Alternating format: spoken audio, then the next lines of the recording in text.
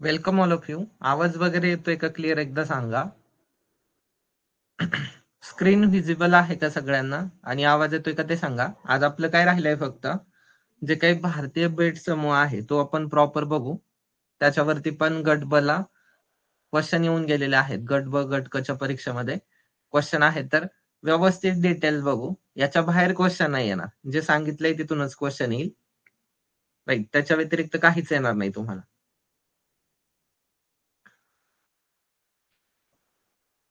Okay, चालेल. तर करायचं मग स्टार्ट आता. ओके, व्यवस्थित समजून घ्या काय काय सांगतोय. तेवढ्या सगळ्या बाबी राईट, आलेले प्रश्न पण बघायचे, तेवढ्या सांगितलेल्या बाबी पण लक्षात ठेवायच्या. एखादा पॉइंट तुमच्याकडे नसेल तर ऍड करायचा. एवढं साधं सिंपल आहे. ओके, तर स्टार्ट करूयात आपण आता. ओके, तर बघा, भारतीय बेट समूहाचा आढावा आपल्याला घ्यायचा आहे. ओके, कारण तेवढाच पार्ट राहिलाय आपला. बाकीचं सगळं आपण कव्हर केलंय जे मेन मेन होतं ते. ओके, तर जर आपण बघितलं म्हणजे सर्वसाधारणपणे तर भारतामध्ये जर आपण समुद्र क्षेत्राचा विचार केला तर 615 बेट आहेत. ओके, ते पण तुम्हाला तिथं दिलेलं आहे. एकूण 615 बेट दिसतात. तशी 599 आहेत, म्हणजे 600 पेक्षा जास्त आपण असं ऑन अन ऍव्हरेज म्हणू शकतो. ओके, 600 पेक्षा जास्त बेट समूह आहेत की बाबा जे सागरी क्षेत्रामध्ये आपल्याला पाहायला मिळतात. म्हणजे काय की चारही बाजूंनी पाणी आहे. इथं तुम्हाला पिक्चर मध्ये दिसत असेल. ओके, हे पिक्चर हे अशा पद्धतीचे बेट समूह आहेत. तर मग बघा, अंदमान आणि निकोबार जो काही बेट समूह आहे तिथं 572 बेट आहेत आणि लक्षद्वीप मध्ये 27 बेटे आहेत. हायलाइट पण करून दिलंय जे जे इम्पॉर्टंट मुद्दे आहेत ते. म्हणजे देशाच्या मुख्य भूमीपासून ही बेटे वेगळी जरी असली तरी देशाच्या प्राकृतिक रचनेचा एक भाग आहेत. ओके, फिजिकल पार्ट आहे तो, त्याच्यामुळे लक्षात ठेवण्याचा प्रयत्न करा. आता समुद्रात त्यांचं स्थान कुठं आहे, एक्झॅक्ट लोकेशन म्हणजे बघा, अरबी समुद्रातली बेटे आणि बंगालच्या उपसागरामधली बेटे असं त्यांचं वर्गीकरण केलं जातं. बरोबर, बंगालच्या उपसागरामध्ये काय आहे, अंदमान निकोबार आहे आणि जे काही अरबी समुद्र आहे तिथे लक्षद्वीप बेटे आहेत. असं आपल्याला ते प्रॉपर त्यांचा आढावा घ्यायचा आहे. ते बेसिक होतं. ओके, इथं तुमचा बेसिक मुद्दा सुरू झालेला आहे. पुढे तर आता तुम्हाला एकदम डिटेल मध्ये मी समजावून सांगतो. पहिल्यांदा आपण अंदमान निकोबार व्यवस्थित बघूयात. ओके, तर अंदमान म्हणजे कुठं आहे, बंगालच्या उपसागरातली बेटे आहेत. हा पॉइंट पहिला लक्षात ठेवा. ओके, अंदमान आणि निकोबार बेट म्हटलं की त्याच्यानंतर बघा, याची निर्मिती कशाद्वारे झालेली आहे याच्यावरती तुम्हाला क्वेश्चन विचारला जाऊ शकतो. ओके, तर सगळ्यात महत्वाचा मुद्दा लक्षात ठेवा. याची निर्मिती इंग्लिश मध्ये सांगतो मी, प्लेट टेक्टॉनिक. ओके, लक्षातच ठेवा, प्लेट टेक्टॉनिक म्हणजे निर्मिती जर कधी विचारली तुम्हाला तर सांगता आली पाहिजे प्लेट टेक्टॉनिक्स द्वारे निर्मिती झाली आहे. म्हणजे मराठीमध्ये जर बघितलं तर विवर्तनकी प्रक्रिया.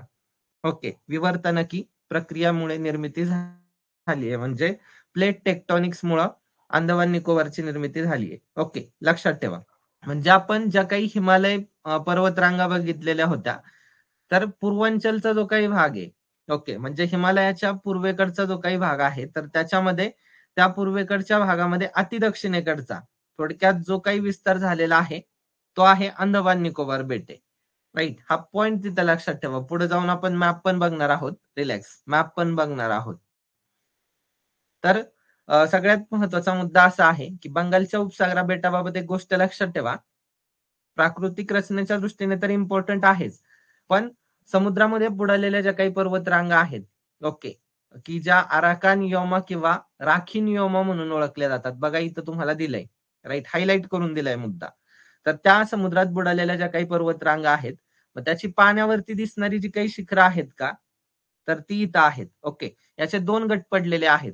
म्हणजे जे काही द्वीप समूह आहेत ते एक तुम्हाला रिची द्वीप समूह म्हणून आहे आणि दुसरा लॅबिरिंथ म्हणून आहे. ओके, ही दोनही म्हणजे हे गट मला वाटतं दीपस्तंभ मध्ये दिलेले नाहीयेत. हे दोन गट तिथं लक्षात ठेवण्याचा प्रयत्न करा की बाबा हे जे इथं दोन गट पडलेत हा मुद्दा फक्त माहित असू द्या. आता जर आपण बाकीच्या गोष्टी बघितल्या म्हणजेच आपण असं म्हणू शकतो की आराकान योमा पर्वत रांगेची शिखरे म्हणजेच अंदमान निकोबार बेट आहे. ओके, कारण हिमालयाचा विस्तार पूर्वेकडे झाल्याच्या नंतर म्यानमारमध्ये जर आपण बघितलं तर अराकान योमा असं त्याला म्हटलं जातं पुढं मग हिमालयाला. ओके, मग त्याच पर्वतरांगाचा विस्तार आहे तो बंगालच्या उपसागरामधला म्हणजे अंदमान निकोबार बेट.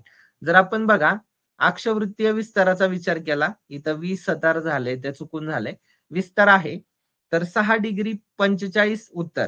ओके, म्हणजे 6°45 उत्तर ते उत्तर अक्षवृत्त ते किती आहे 13°45 उत्तर अक्षवृत्त. आणि रेखांश विस्तार कसा आहे तर 92°10 पूर्व. इथं बघा रेखावृत्त ते 94°15 पूर्व रेखावृत्त, असं ते रेखावृत्त आहे. आता ह्या अंदमान निकोबारच्या बाबत लक्षात ठेवा स्पेसिफिक आहे, आपण बेटांचा अभ्यास करतोय. कधी एखाद्या मेन्सला विचारलं तर तुम्हाला कामाला येईल, हे अगदी बरोबर आहे, याच्यात कुठेही चुकीचं नाहीये. ओके, तर हा पॉइंट एक तिथं लक्षात ठेवू शकता. जर आपण क्षेत्रफळाच्या दृष्टीने विचार केला, ओके, आता पुस्तकांमध्ये थोडंसं कन्फ्युजन आहे, नक्कीच काही पुस्तकांमध्ये. आता इथं जसं 8,249 चौरस किलोमीटर दिलंय मी, बरोबर. काही पुस्तकांमध्ये तुम्हाला 8,243 पण भेटेल, काही पुस्तकांमध्ये तुम्हाला 8,549 पण भेटेल, राईट. त्याच अराउंड आहे, म्हणजे 8,000 प्लस आहे एवढं जरी लक्षात ठेवलं तरी चालतंय, राईट. पुस्तकांनुसार ते थोडंफार कमी जास्त पाहायला मिळेल तुम्हाला. ओके, तर हा एक बेसिक पॉइंट तिथं लक्षात ठेवा. आता मेन अंदमान आणि निकोबार हे जे काही बेटा आहेत, हे दोन समूह जे काही आहेत एकमेकांपासून 10 डिग्रीने वेगळे झालेले आहेत. याच्यावरती तुम्हाला क्वेश्चन विचारलाय. ओके, गट बचा एका परीक्षेत 20 का 21 ला तुम्हाला क्वेश्चन विचारलेला आहे इथं की बाबा कशाने विलग झाले ते. ओके, तिथं 10 डिग्री आहे, लक्षात ठेवण्याचा प्रयत्न करा. ओके, म्हणजे ती पण गोष्ट तिथं तुम्हाला माहिती असू द्या. ओके, आता ह्या सगळ्या बेसिक बाबी झाल्या. इथं एकूण बेटांची संख्या 572 आहे, पण 38 बेटा अशी आहेत की जिथं मानवी वस्ती तुम्हाला पाहायला मिळते. हा एक पॉइंट लक्षात ठेवा. थोडस पुढे जाऊयात आपण, तुम्हाला एकदम डिटेल मध्ये सांगतो मी, थोडासा होल्ड करा. आता बघा इथं जे काही पार्ट पडलेले आहेत, म्हणजे बंगालच्या उपसागरामध्ये जो काही अंदमान निकोबार बेट समूह आहेत, एक वाला पार्ट आहे मोठे अंदमान आणि दुसरा वाला आहे छोटे अंदमान. ओके, आता मोठे अंदमान म्हणजे याच्यामध्ये उत्तर अंदमान, मध्य आणि दक्षिण अंदमान अशी डिवाइड केलेलं आहे. म्हणजे बघा हे जे मोठं अंदमान आहे ना, याची विभागणी कशी केली आहे बरं. एक केलेलं आहे उत्तर. ओके, दुसरं काय केलेलं आहे ते पण लक्षात ठेवायचं, मध्य मध्य अंदमान. आणि तिसरं काय केलेलं आहे तर तिसरं केलेलं आहे दक्षिण अंदमान. ओके, अशी ती विभागणी आहे. ती विभागणी पण तुम्ही लक्षात ठेवण्याचा प्रयत्न करा. म्हणजे मोठ्या अंदमानाची विभागणी कशी केली आहे, उत्तर, मध्य आणि दक्षिण. ओके, तर माहिती असू द्या तुम्हाला तिथं.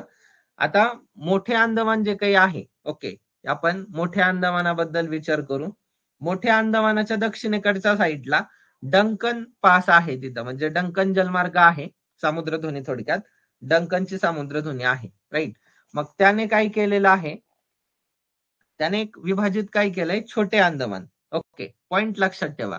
म्हणजे एक गोष्ट तुम्हाला लक्षात आली असेल, थोडक्यात आपण इथं असं म्हणू, ओके, डंकन म्हणून टाकू इथं. ओके, पॉइंट कळाला का, की बाबा डंकन समुद्रधुनी आहे, त्याने मोठे आणि छोटे अंदमान डिवाइड केलेलं आहे. असं साधं सिंपल तिथं लक्षात ठेवण्याचा प्रयत्न करा, म्हणजे अजून बेसिक तुम्हाला लक्षात राहील. आता अंदमानच्या पूर्वेला जर बघितलं तर तुम्हाला बॅरन आणि नारकोंडम, ओके, कोणती बेटा आहेत, बॅरन आणि नारकोंडम ही बेटे तुम्हाला पाहायला मिळतील, राईट. ती महत्वाची बेटा आहेत, त्याच्यामुळे लक्षात ठेवण्याचा प्रयत्न करा. ओके, त्याच्यावरती तुम्हाला एमपीएससीने क्वेश्चन पण विचारलेला आहे. ओके, तो एक पॉइंट तिथं लक्षात ठेवण्याचा प्रयत्न करा, कारण ती कशी बेटा आहेत बरं. ओके, मी सांगतो तुम्हाला. तर एक गोष्ट लक्षात ठेवा, ती हे बघा इथं दिलेली आहे. इथं एक तुम्हाला बॅरेन पाहायला मिळतं, ते बरेन झाले, आणि इथं नारकोंडम आहे, नारकिंडम झाले ते. ओके, तर ही कशी बेटा आहेत एक गोष्ट लक्षात ठेवा. सगळ्यात महत्वाचा मुद्दा, ज्वालामुखीय बेटे आहेत. ओके, ज्वालामुखीय बेटे आहेत, हा पॉइंट तिथं लक्षात ठेवण्याचा प्रयत्न करा, की दोन ज्वालामुखीय बेटे तुम्हाला तिथं पाहायला मिळतात ऑब्विसली. तर आणि इथं वरती सांगितलेलं पॉइंट बघा, इथं लिहून दिलाय, मोठ्या अंदमान आणि छोट्या अंदमान यांच्या दरम्यान काय आहे, डंकन पास आहे. एमपीएससी विचारेल पण तुम्हाला, काही चुकवायचं म्हटल्यावरती कुठं पण चुकू शकते, म्हणून डिटेल मध्ये दिलंय. ही 2 बेट लक्षात ठेवा, ज्वालामुखीय बेट आहेत. ओके. आता इथं जर आपण बेट समूहाचा विचार केला तर इथं वाळूचा खडक असेल, बाळूचं झालंय.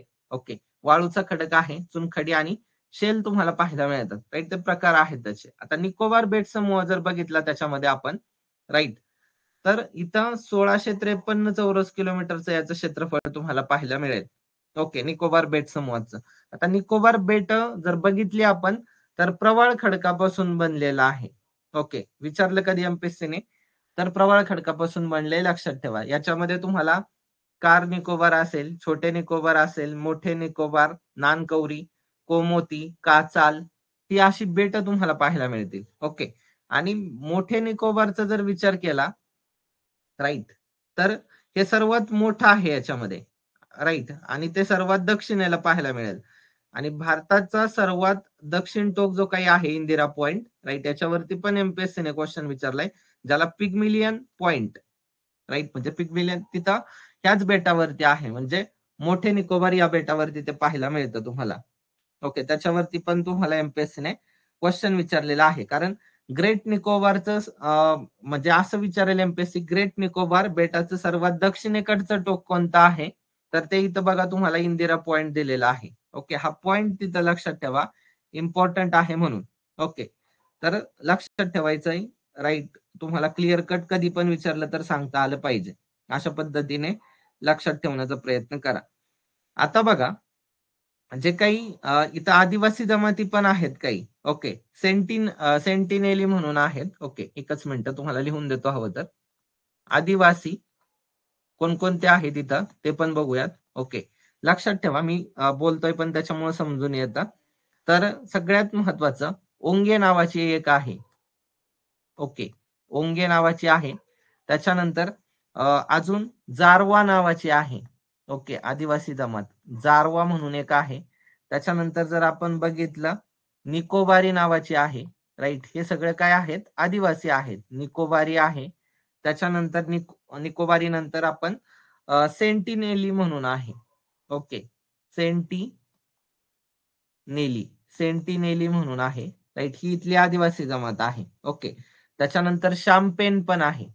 ओके, शामपेन पण आहे. हा पॉइंट पण लक्षात ठेवा. म्हणजे आदिवासी जमाती जर बघितल्या तर तुम्हाला एवढ्या आदिवासी जमाती तिथं आहेत, लक्षात ठेवायचा प्रयत्न करा. ओके, आणि इथली जी काही महत्वाची बेट आहेत अंदमान निकोबार मधली, त्याला काही नावं पण दिलेली आहेत. ती नावं पण आपण बघू, एकच मिनिट.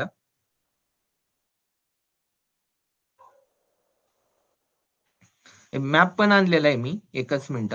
ओके, मॅप पण आणलेला आहे. ओके, मॅप त्याच्याकरताच आणलाय की तुम्हाला थोडस समजून सांगता येईल प्रॉपर. आता हा मॅप थोडासा पुसट जरी दिसत असला तरी आपण बघतो, पण बघा तुम्हाला नाव सांगतो की बाबा कुणाला काय दिलेलं आहे. तर बघा, हॅवलॉक जे काही बेट आहे, हॅवलॉक, ओके, याला काय नाव दिलेलं आहे, स्वराज बेट नाव दिलंय. ओके, स्वराज बेट. त्याच्यानंतर तुम्हाला दुसरं बघा, नील बेट आहे. ओके, नील, तर याला काय नाव दिलेलं आहे, शहीद बेट. ओके, याला शहीद बेट असं नाव आहे. आणि त्याच्यानंतर सर ह्यू रोज बेट, सर ह्यू रोज बेट जे काही आहे, राईट, तर त्याला नेताजी सुभाषचंद्र बोस. ओके, नेताजी सुभाषचंद्र बोस हे नाव दिलेलं आहे. फक्त लक्षात ठेवा, कशाला काय नाव दिलेलं आहे तुम्हाला विचारलं तर सांगता आलं पाहिजे की बाबा याला हे नाव दिलेलं आहे. इथं स्वराज बेट, इथं शहीद बेट आणि इथं नेताजी सुभाषचंद्र बोस बेट, अशी ती बेटांची नावं आहे. साधी सिंपल तुम्ही लक्षात ठेवायचा प्रयत्न करा, जर कधी विचारले तर कामाला येतील तुम्हाला. ओके, आता याच्यानंतर बघा, जे काही ग्रँड चॅनल पण आहे वगैरे ते सगळं कुठं आहे ते पण सांगतो तुम्हाला. आता सगळ्यात महत्वाचा पॉइंट आहे की याचा उत्तर दक्षिण क्रम जर तुम्हाला कधी विचारला तर तो कसा असू शकतो ते पण सांगतो तुम्हाला. ओके, कारण विचारला तर कामाला येईल. ओके, म्हणजे इथूनच प्रश्न तुमचा कव्हर होईल. आणि याच्यावरती जर क्वेश्चन आले तर मी सांगितलेल्या बाहेर नाही येणार, एवढं तर नक्की आहे. त्यामुळे एवढं जरी केलं व्यवस्थित तरी जमेल. ओके, जास्त काही लोड घ्यायची पण गरज नाही. आता बघा, कशा पद्धतीने आहे आपण बघूयात. ओके, म्हणजे जर आपण बघितलं ना, सगळ्यात दक्षिणेकडे. ओके, तर तो इकडं त्या सगळ्यात दक्षिणेकडच्या भागामध्ये तुम्हाला इथं आहे ना कोणता दिसणार आहे माहितीये का? ग्रँड चॅनल आहे. म्हणजे सगळ्यात दक्षिणेकडे आपण इथं म्हणू ग्रँड चॅनल आहे. ओके, हा पॉइंट लक्षात ठेवा. ते कुठं आहे? अति दक्षिणेकडे तुम्हाला ग्रँड चॅनल दिसेल. ओके, म्हणजे ग्रेट निकोबार आणि सुमात्रा यांच्या दरम्यान तुम्हाला हा ग्रँड चॅनल पाहायला मिळणार आहे. ओके, ग्रँड चॅनल कुणाच्या दरम्यान आहे? तर ग्रेट निकोबार आणि सुमात्रा, म्हणजे ग्रेट निकोबार आणि सुमात्रा इकडे खाली असणार आहे. ओके, सुमात्रा खाली असणार आहे ऑब्विसली. तर मग त्याच्या दरम्यान आहे तो, लक्षात ठेवण्याचा प्रयत्न करा. ओके, माहिती पाहिजे तुम्हाला. मग ग्रँड चॅनलच्या वरती तुम्हाला इंदिरा पॉइंट पाहायला मिळेल, राईट. छोट्या निकोबार आहे, बरेच 10 डिग्री वगैरे सगळं. कोणत्या डिग्रीने काय डिवाइड केलंय ते पण तुम्हाला सांगतो, ते वेगळं सांगणार आहे. ओके, त्याची काळजी करू नका. फक्त अंदमान निकोबार जी काही बेट आहे बघा, इथं नॉर्थ अंदमान आहे, राईट. इथं मिडल वाला आहे आणि इथं साऊथ वाला आहे. मग इथं तुम्हाला महत्वाचे जे काही म्हणजे आइसलँड वगैरे दिसतील तर ते बघायचंय. जसं की मॅप मध्ये इथं तुम्हाला वरती काय दिसतंय? कोको चॅनल दिसतोय बघा, इथं कोको चॅनल दिसतोय, बरोबर. म्हणजे उत्तरेकडे काय आहे तुम्हाला? इथं कोको आहे, एवढा पॉइंट सांगता आला पाहिजे. कोको चॅनल इथं मॅप मध्ये दिसतोय. मॅप व्यवस्थित बघा, हवं तर गुगल करा, तुम्हाला मॅप मिळून जाईल. ओके, मग त्याच्यानंतर तुम्हाला हळूहळू बघत यायचं की इम्पॉर्टंट जे काही आहेत ठिकाणं कोणकोणते आहेत. ओके, त्या मॅप मध्ये बघा. तुम्ही जेव्हा स्वतः बघाल तेव्हा तुम्हाला जास्त ते होईल, राईट. तर मॅप नक्की बघा, कोको चॅनल. मग त्याच्यानंतर उत्तर अंदमान मध्ये तुम्हाला, उत्तर अंदमान मध्ये हे जे काही आहे इथं, उत्तर अंदमान मध्ये तुम्हाला सॅडल शिखर दिसतं. ओके, सॅडल लक्षात ठेवा. विचारलं जाईल की बाबा म्हणजे सॅडल शिखर कोणत्या अंदमानामध्ये समावेश होतो? तर उत्तरवाल्या पोर्शन मध्ये आहे. 737 मीटर उंची आहे त्याची. ओके, 737 मीटर लक्षात ठेवण्याचा प्रयत्न करा. मग त्याच्यानंतर मध्य इथं मिडल वाला अंदमान आहे, राईट. त्याचा पण मॅप दक्षिणवाला आहे. दक्षिण मध्ये तुम्हाला पोर्ट ब्लेअर आहे. ओके, राजधानीचं ठिकाण. म्हणजे राजधानीचं ठिकाण कुठं आहे? तर ते दक्षिण साऊथवाल्या पोर्शन मध्ये आहे. हा पॉइंट तिथं लक्षात ठेवण्याचा प्रयत्न करा. मग आता दक्षिण अंदमान मध्ये आलो आपण, पोहोचलो.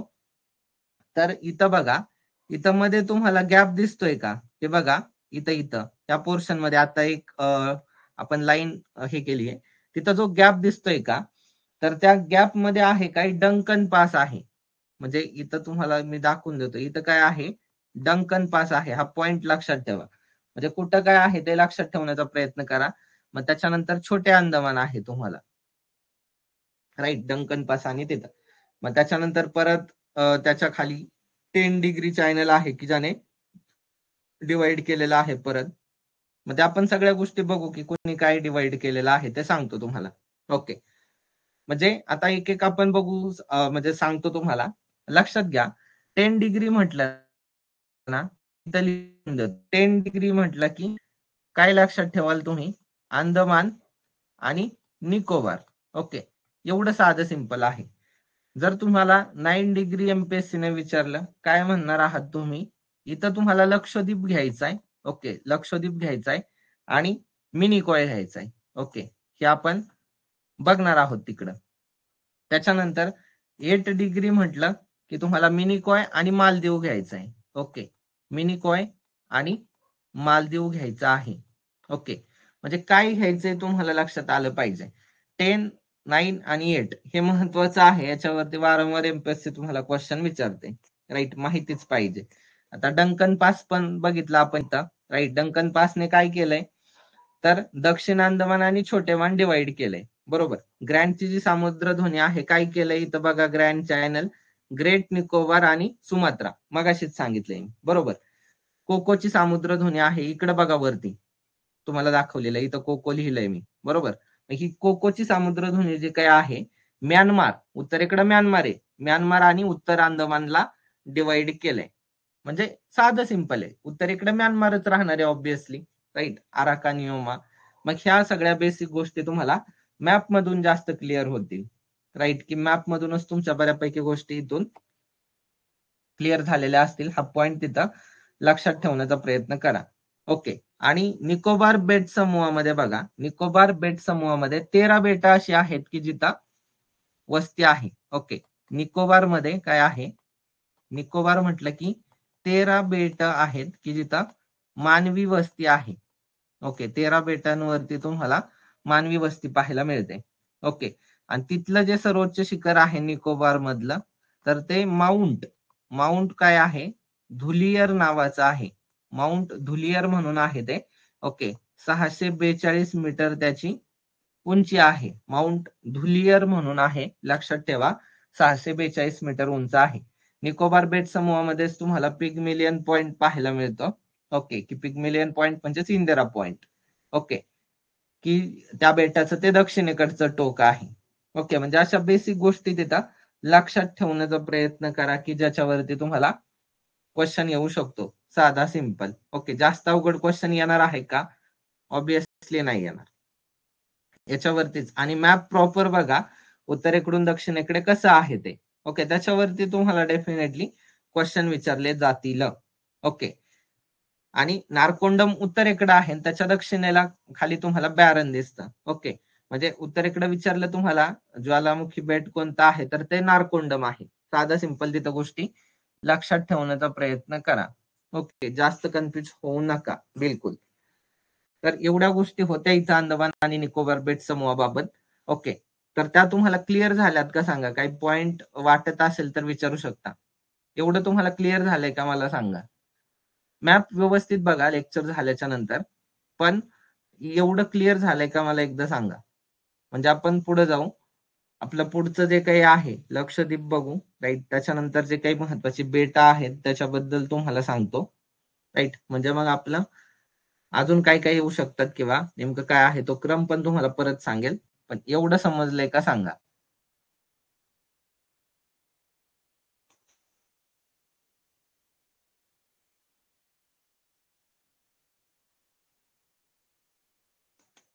ओके.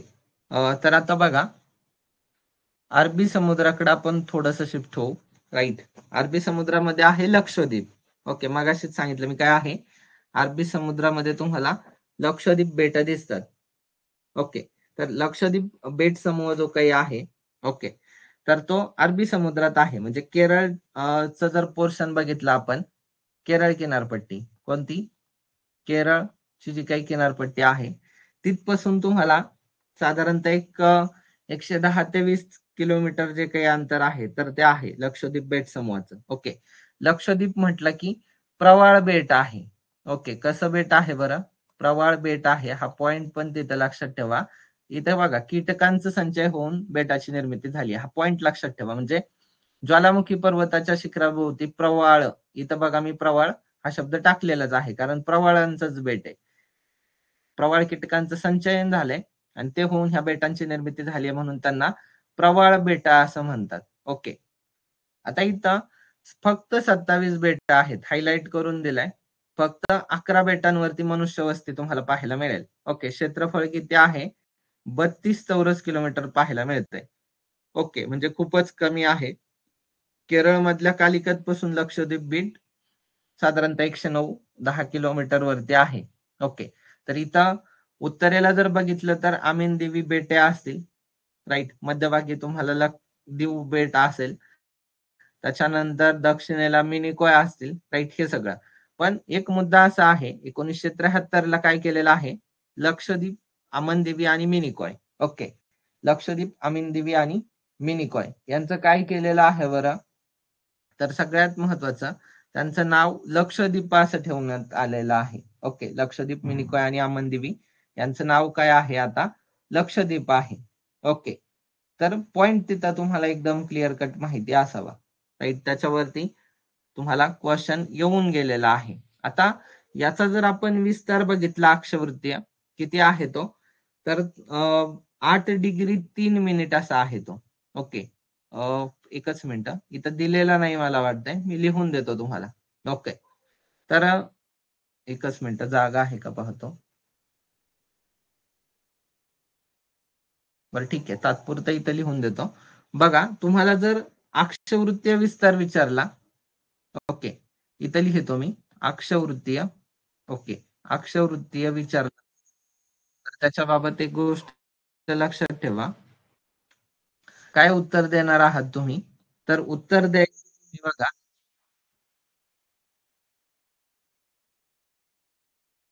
8 डिग्री. ओके, व्यवस्थित ऐका. 8 डिग्री 3 उत्तर, 8 डिग्री 3 उत्तर ते काय देणार आहात?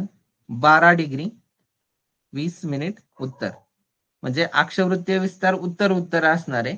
आणि रेखावृत्तीय जर तुम्हाला विचारला, राईट, रेखावृत्तीय विस्तार जर विचारला तर त्याचं उत्तर काय द्याल? 71 डिग्री, राईट, 71 आहे बरं का, 71 डिग्री 45 मिनिट पूर्व. ओके, ते पुढं काय आहे? 74 डिग्री, ओके, पूर्व. असं साधं सिंपल जरी लक्षात ठेवलं तरी चालतंय. ओके, काहीच प्रॉब्लेम नाही. म्हणजे जर अक्षवृत्तीय विस्तार म्हटलं की तो उत्तर उत्तर असणार आहे आणि रेखावृत्तीय पूर्व पूर्व असणार आहे. साधी सिंपल गोष्ट आहे. तर 11 डिग्री जे काही उत्तर अक्षवृत्त आहे त्याच्या उत्तरेकडं आमीनदेवी आणि या अक्षवृत्ताच्या दक्षिणेकडे कन्नौर नावाचं बेट आहे. ओके, कन्नौर नावाचं बघा इथं बेट आहे, लक्षात ठेवा. आणि अति दक्षिणेकडे काय आहे विचारलं इथं, तर मिनिकॉय बेटे आहेत. हा पॉइंट तिथं लक्षात ठेवण्याचा प्रयत्न करा. म्हणजे बेसिक गोष्टी आहेत. आता लक्षद्वीप बेट तुम्हाला मगाशीच सांगितलंय. काय झालंय, 8 डिग्री चॅनल आहे की जे मालदीव पासून अलग झालंय, राईट. याच्यावरती पण एमपीएससीने क्वेश्चन विचारलाय. तर लक्षद्वीप ह्या प्रवाळ बेटांमध्ये 12 प्रवाळ भित्ती आहेत. ओके, प्रवाळ भित्ती इंग्लिशमध्ये ॲटॉल्स म्हणतात. तर 3 अनुतट प्रवाळ आहेत, फ्रिंजिंग रिप्स, आणि निम्नजन वाळू किनारे सबमर्ज बंक्स किती आहेत? तर ते पण आहेत तिथं. म्हणजे ह्या गोष्टी तिथं लक्षात ठेवा. ओके, एवढ्या सगळ्या गोष्टी आहेत तिथं. आता लक्षद्वीप बेटामध्ये मिनिकॉय बेट जे काही आहे सर्वात मोठं आहे, हायलाइट करून दिले, व्यवस्थित लक्षात ठेवा. क्षेत्रफळ त्याचं आहे 4.53 चौरस किलोमीटर. ओके, सर्वात छोटं बित्रा नावाचं बेट आहे, हे पुस्तकात नाहीये, लिहून ठेवा. सर्वात छोटं कोणतं आहे? बित्रा नावाचं बेट आहे. ओके, ते एक इम्पॉर्टंट आहे. आता लक्षद्वीप बेटांची उंची समुद्र सपाटीपासून 5 मीटर पेक्षा कमी आहे, म्हणजे उंची नाहीये. जसं की अंदमान निकोबार बेटांची उंची पाहायला मिळते. ओके, म्हणजे ह्या तुलनेमध्ये इथं काय झालंय, पर्वतश्रेणी किंवा नदी नाहीये. पृथ्वीचं तापमान सतत वाढतंय. मग समुद्राच्या पाण्याची पातळी वाढून पुढील 50 ते 100 वर्षाच्या कालावधीत काय होणार आहे? लक्षद्वीप बेटे पाण्याखाली बुडून जातील, असा अंदाज राष्ट्रीय महासागर विज्ञान संस्थेने व्यक्त केलेला आहे. म्हणजे धोक्याची पातळी, जसं की मुंबई बाबत बोललं जातं, काही दिवसांनी पाण्याखाली जाईल, सेम तसंच. आता बघा, इथं हे अनुतट प्रणाली काय आहे नेमकं? वरती आपण फ्रिंजिंग रिप ते काय आहे, तर खंडाच्या किनाऱ्याला लागून समुद्र भागात या प्रकारचे प्रवाळ खडक आढळतात. त्यांना अनुतट प्रणाली म्हणतात, म्हणजे फ्रिंजिंग रिप. आणि प्रवाळ भित्ती, प्रणाल नाहीये, प्रवाळ भित्ती आहे. ते प्रवाळ भित्ती किंवा वलयाकार प्रवाळ खडक ॲटॉल्स काय आहे, तर समुद्राच्या तळभागावरती समुद्रातील प्रवाळ कीटकांच्या अवशिष्ट भागापासून वलयाकार प्रवाळ खडकांची निर्मिती होत असते. मग त्याचा आकार पसरट बशीसारखा असतो. त्याला प्रवाळ भित्ती किंवा ॲटॉल्स असं म्हणतात. त्याची व्याख्या तिथं दिली आहे, म्हणजे कशाला काय म्हणतायत, राईट. आलं, माहिती असावी म्हणून दिलंय. ओके, आता हे बघा, लक्षद्वीपचा मॅप खूप क्लिअर आणलेला आहे. ओके, म्हणजे ते इंडियापासून कुठं आहे त्याचं लोकेशन पण तुम्हाला दाखवलंय बघा, इथं दिसून येत आहे. बरोबर, ह्या भागामध्ये दिसतंय. एकच मिनिट, पेन चेंज करतो.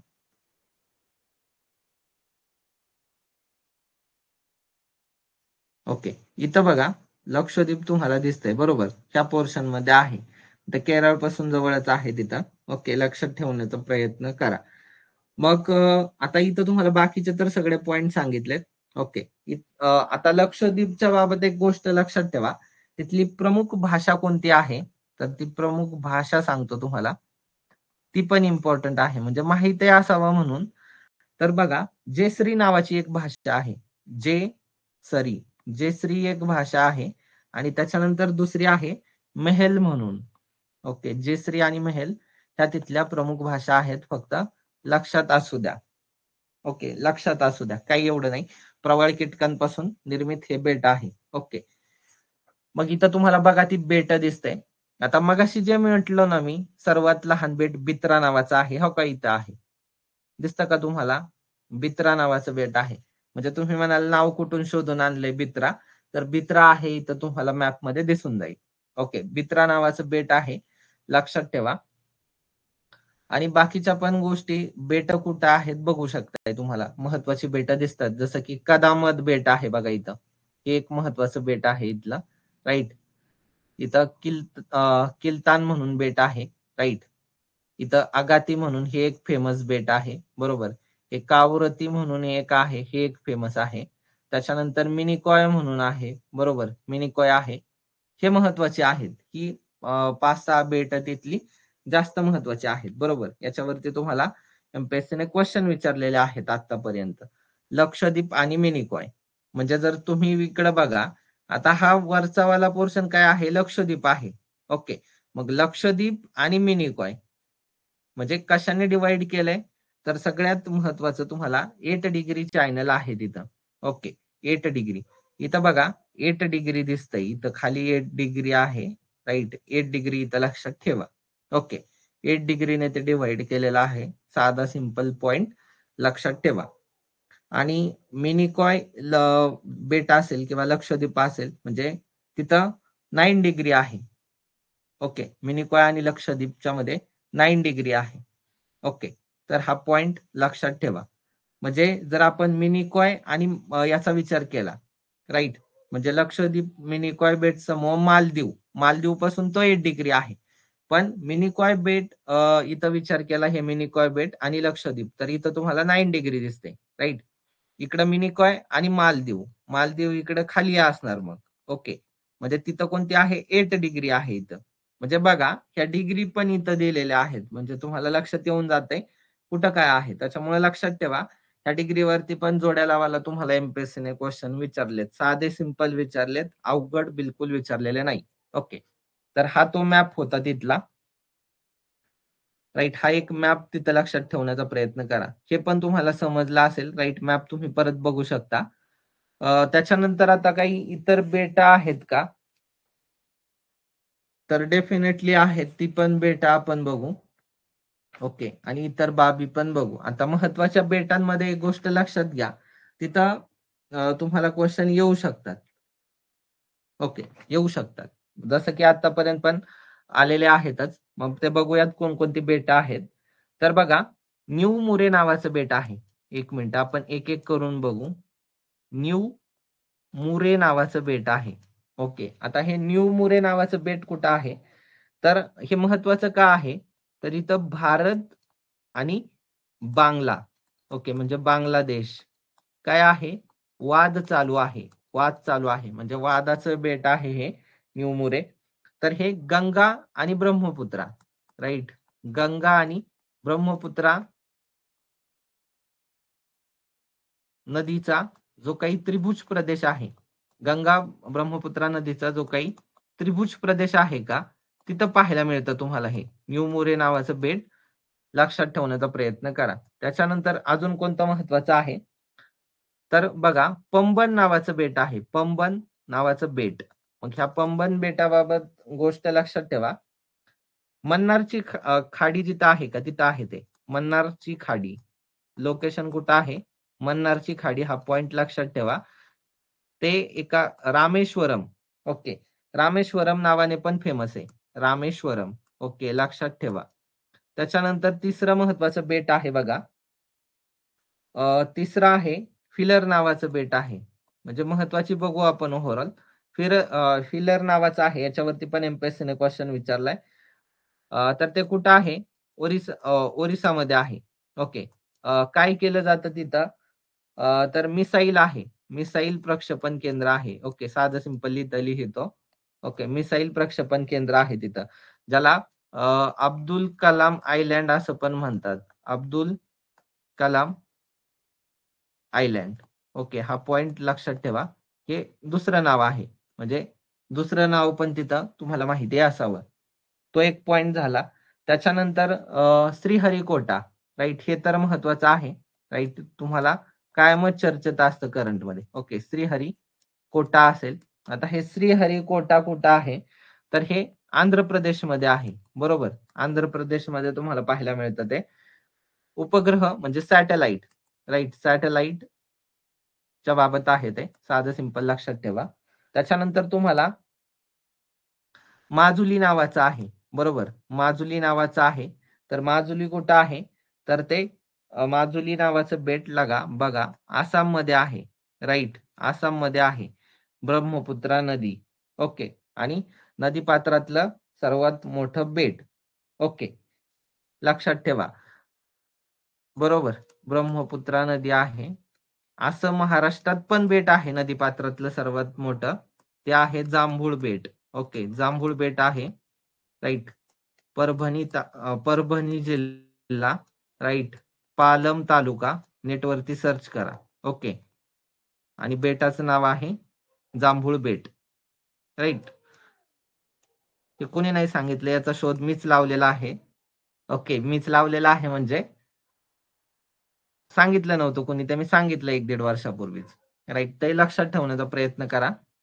हे परभणी जिल्ह्यात आहे, पालम तालुका, जांभूळ बेट, नदी आहे गोदावरी, ओके, म्हणजे नदीपात्रातलं महाराष्ट्रात पण असं बेट आहे, ओके, चौबाजूने पाणी आहे, जसं हे माजुलीवाला आहे, ओके. तो पॉइंट पण तिथं लक्षात ठेवण्याचा प्रयत्न करा. त्याच्यानंतर अजून कोणता आहे ते पण बघू. तर बघा, हेअर द्वीप आहे, ओके, हेअर द्वीप, हेअर द्वीप नावाचं आहे. तर ते कुठं आहे, तामिळनाडूमध्ये आहे, तामिळनाडू, ओके, लक्षात ठेवा कोणत्या स्टेट मध्ये आहे. ज्याला प्रवाळ बेट म्हणून फेमस आहे ते, ओके, वैशिष्ट्य काय असेल तर प्रवाळ बेट म्हणून ते फेमस आहे. एवढी बेट तुम्ही लक्षात ठेवू शकता. त्याच्यानंतर लँड कॉल बेटे म्हणून पण आहेत, ओके, लँड कॉल बेटे, बेट म्हटलं तरी चालेल. तर हे कुठं आहे, तर अंदमान आणि निकोबारच्या लोकेशन मध्ये आहे, म्हणजे उत्तरेकडच्या साईडला अंदमान आणि निकोबार उत्तरेला आहे, म्हणजे अंदमान आणि निकोबार लक्षात ठेवण्याचा प्रयत्न करा, ओके. आता हे सगळं बेट वगैरे पण झाली आपली बघायची, ओके. त्याच्यावर वरती क्वेश्चन येऊ शकतो तुम्हाला. अजून बघा, म्हणजे वेलिंग्टन नावाचं बेट पण आहे, बरोबर, वेलिंग्टन, ओके, ते पण बघू. वेलिंग्टन बेट आहे, ते कुठं आहे, तर ते केरळमध्ये आहे, बरोबर का, केरळमध्ये आहे, लक्षात ठेवण्याचा प्रयत्न करा. त्यानंतर 9व दीव द्वीप म्हणून पण आहे, दीव द्वीप म्हणून पण आहे. हे कुठं आहे, जे काही खंबातचं आखात आहे, ओके, खंबातचं आखात, खंबातचं आखात कुठं आहे, चला कमेंट करा. खंबातच्या आखाताच्या तिथं आहे हे द्वीप, लक्षात ठेवा, ओके. वाडिया, आलिया बेटे असतील, ही पण बेटे महत्वाची आहेत, वाडिया असेल, राईट, आलिया असेल, ही बेटे महत्वाची आहेत, ओके. ही नर्मदा तापीच्या नदीच्या पोर्शन मध्ये आहेत, ओके, गुजरात मध्ये आहेत. त्याच्यानंतर पुढे तुम्हाला अजून कोणतं आहे, तर बघा, अंजन दीव नावाचं बेट आहे, अंजन, सॉरी हा, एकच मिनिट,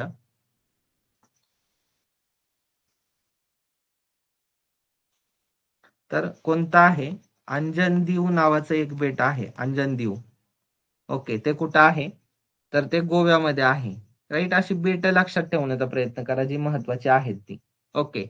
त्याच्यानंतर महाराष्ट्राचा रेफरन्स घेतला तर एलिफंटा नावाचं बेट आहे, ओके, एलिफंटा कुठं आहे बरं हे एलिफंटा, तर रायगड मध्ये आहे, बरोबर, ते पण तुम्ही लक्षात ठेवू शकता. म्हणजे अशी काही बेट मला माहिती पाहिजे, ओके, की ज्याच्यावरती तुम्हाला क्वेश्चन येऊ शकतो, ओके. त्याच्यानंतर अशी बेट तुम्ही कव्हर करून ठेवा, याच्यावरतीच तुम्हाला मॅक्सिमम क्वेश्चन दिसतील, ओके. कारण हे आपण जर बघितलं तर याच्यावरती क्वेश्चन पण आलेला आहे, बरोबर, जसं की सालसेट जे काही बेट आहे त्याच्यामध्ये 7 बेटांचा समूह आहे, बरोबर. दीव बेट म्हणजे मासेमारीसाठीचं एक फेमस बेट आहे ते. असं तुम्ही तिथली काही वैशिष्ट्ये असतील तर ती पण एकदा वाचून घेऊ शकता, राईट. प्रत्येक पुस्तकामध्ये त्याच्या बाबतचं इन्फॉर्मेशन तुम्हाला दिलेली असतेच बेसिक मध्ये. एवढं तुम्हाला क्लिअर झालेलं असेल, राईट, एवढं तुम्हाला क्लिअर झालंय आणि हेच बेसिक आहे त्याच्याबद्दल. तुम्हाला समजलंय का मला सांगा. ओके, इथपर्यंत तुम्हाला समजलंय का? आता झालं तर जमा आहे. तुम्हाला फक्त बेसिक काही गोष्टी परत रिवाइज करून देतो. राईट, बघूयात आपण. म्हणजे कोको चॅनल पासून व्यवस्थित तो मॅप लक्षात ठेवा. ओके, आणि बघा, एकच मिनिट तुम्हाला तो मॅप दाखवतो म्हणजे लक्षात येईल. मगाशी आपण हा जो मॅप बघितला होता, इथं बघा तुम्हाला कोको चॅनल दिसतोय अति उत्तरेकडे. इथं बघा, कोको चॅनल अति उत्तरेकडे दिसतोय. ओके, पण मुद्दा असा आहे, जर तुम्हाला अति उत्तरेकडचं बेट विचारलं तर बघा, लँडफॉल बेट आहे.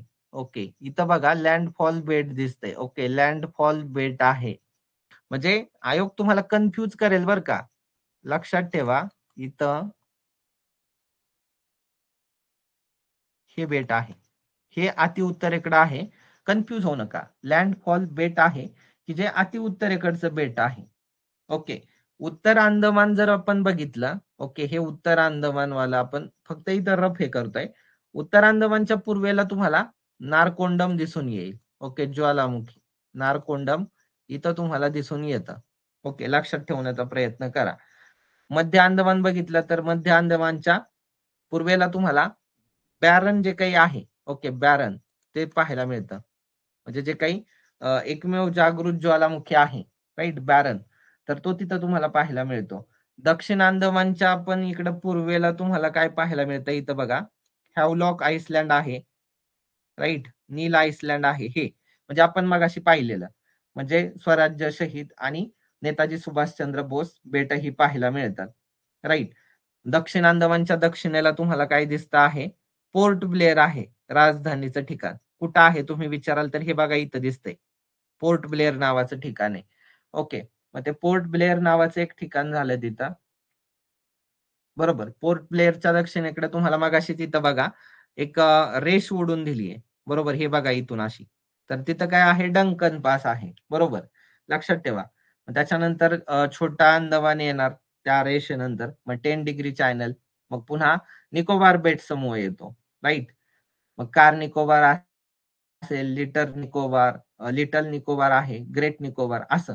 आणि अति दक्षिणेकडे काय आहे, इंदिरा पॉइंट, ज्याला ला हिचिंग पॉइंट असं पण म्हणतात. ओके, ज्याला पिगमिलियन पॉइंट असं पण म्हणतात. ला हिचिंग पॉइंट हे पण लक्षात ठेवू शकता तुम्ही.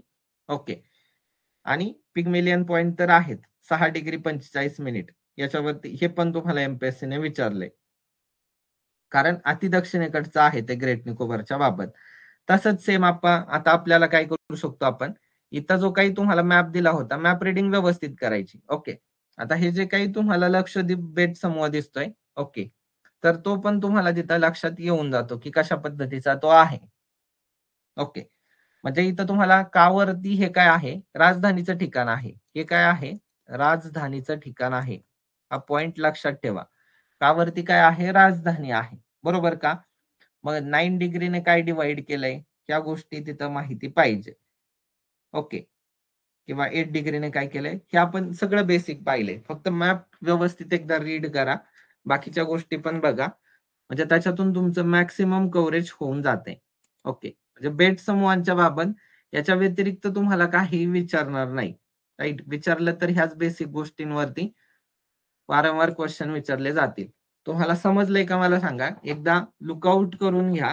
ओके, आणि त्याच्यावरचे प्रश्न पण सोडवा. बघा, तुम्हाला प्रश्न पण इथंच विचारलेले असतील आणि आगामी प्रश्न पण इथूनच विचारले जातील. ओके, जास्त काही डीप मध्ये जात नाही आणि जाणार पण नाही आयोग. इथंच तुम्हाला क्वेश्चन कुठंतरी विचारले जातील. आता आपण उद्या बहुतेक मी ब्रेक घेईल. कशासाठी, मला ते टेस्टचं विश्लेषण घ्यायचंय पुढे कंटिन्यू, किंवा जर नाही घेतलं तर मग कंटिन्यू उद्या मी लेक्चर आहे का नाही ते सांगेलच, पण कंटिन्यू इथून पुढे राहणारच आहे. राईट, एखाद्या दिवशी जरी ब्रेक झाला तरी आपल्याला ह्या सिरीज चांगल्या पद्धतीने पुढे कव्हर करायच्यात, जेणेकरून परीक्षेला फायदा होईल. ओके, तर समजले का सेशन, मला सांगा व्यवस्थित, म्हणजे आपण मग थांबूयात. किंवा काही डाऊट असतील तर विचारू शकता तुमचे. ओके, काही डाऊट असतील तर विचारू शकता.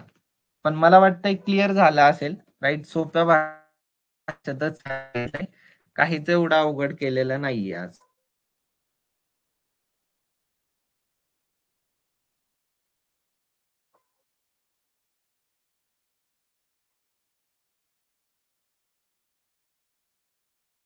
ओके, चालेल. मग थांबूयात आपण. राईट. उद्याच्या लेक्चर बाबत मी अपडेट देईलच. आहे की नाही ते ग्रुपवरती देतच असतो. ओके.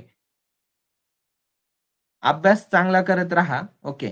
बिलकुल गहाळ पडू नका. आता इथून पुढचे दिवस खरंच महत्वाचे असतात. बाकीचे अभ्यास करत नाही, आपण करायचा. राईट. कारण आपल्याला पास व्हायचंय ना. बाकीच्यांना नसेल व्हायचं तर तो त्यांचा प्रश्न आहे. पण आपल्याला फायनल पी मध्ये जर यायचं असेल तर डेफिनेटली आपल्याला मेहनत घ्यावी लागते. राईट. कुठलाही शॉर्टकट नाहीये. स्मार्ट कट आहे तो सांगेल तुम्हाला. पण शॉर्टकट नाहीये. अभ्यास करावाच लागेल. राईट. तेवढं आपल्याला गांभीर्य लक्षात आलंच पाहिजे. बरोबर. कारण बरेच जण अभ्यास करत नाहीये, पण कुणीतरी अभ्यास करत आहे ना. राइट. म्हणजे कन्व्हिक्शन स्ट्राँग पाहिजे. राइट. पोस्ट मिळवायचे म्हणजे काय आपण म्हटल्याने पोस्ट मिळणार आहे का? नाही मिळणार. त्याच्यासाठी आपल्याला जे काही कंटिन्यूटी आहे ती ब्रेक नाही करायची. ओके. सातत्य ठेवा, कन्सिस्टंट राहा. राइट. काय अडचण आल्या तर बिंदास सांगत चला. Thank so much. थांबूयात आपण. उद्याच्या बाबत मी अपडेट देईन.